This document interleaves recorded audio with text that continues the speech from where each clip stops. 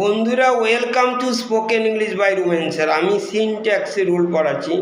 মোট 25টা রুল আছে, তার মধ্যে আমি অলরেডি 8 নাম্বার রুল পড়িয়েছি। 5 নাম্বার রুলের একটা অংশ বাকি আছে। যেমন দেখো, এইটা খুব দরকার হয়। যেমন আমরা বলি 1.5, মানে দেড়ের ইংলিশ 1.5। যদি বলি ম্যাঙ্গোজ হবে, তো কিন্তু ভার্ব হবে ইজ রটেন। রটেন মানে পচা। দেড়টা আম পচে গেছে। কিন্তু যদি বলি এখানে 1.5 হলে ইজ হয়, কিন্তু হোয়ারাস 2.5 ম্যাঙ্গোজ আর রটেন।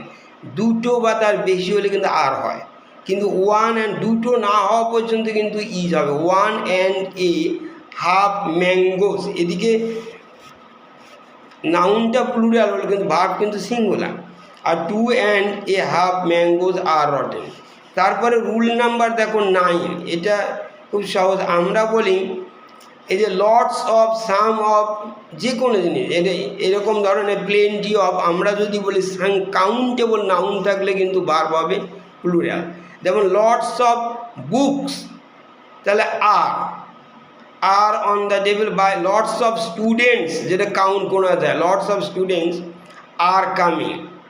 এরকম লটস অফ প্লুরাল হলে আর অফ, দেখো এটা যদি কাউন্টেবল হয়, আর যেটা গোনা যায় না। লটস অফ ওয়াটার, ওয়াটার গোনা যায় না, তখন ইজ হবে। লটস অফ ওয়াটার ইজ এরকম ইজ হবে, ইজ ইন দ্য বটল। এখানে দেখো যে কোনো জিনিস, এখানে আমরা বলি। তারপরে রুল নাম্বার দেখো 10 আছে। এ নাম্বার অফ হলে কিন্তু আর হয়, কিন্তু দি নাম্বার অফ হলে ইজ হয়। এরকম জিনিসটা মনে রাখা, এরকম technique. A number, a large number, a small number, a number of, a থাকলে a number of students are going to school, a number অনেকগুলো, a large number of students are coming, আসতেছে are হবে। কিন্তু whereas the number of students is হবে, is 10 বা 100। স্টুডেন্টসের সংখ্যা, the number of students হলে ইজ হয়, ইজ। ওরকম the majority of the damage হচ্ছে পরিমাণ বোঝায়, তখন easy to the majority of the people বা ক্রিমিনালস আর হবে, আর অ্যারেস্টেড। এবার মোর দ্যান 1 আর মোর দ্যান 2, এটা শিখে রাখুন। মোর দ্যান 1 যদিও বাংলায় আমরা বলি একের অধিক, কিন্তু ভার্বটা ইজ হবে।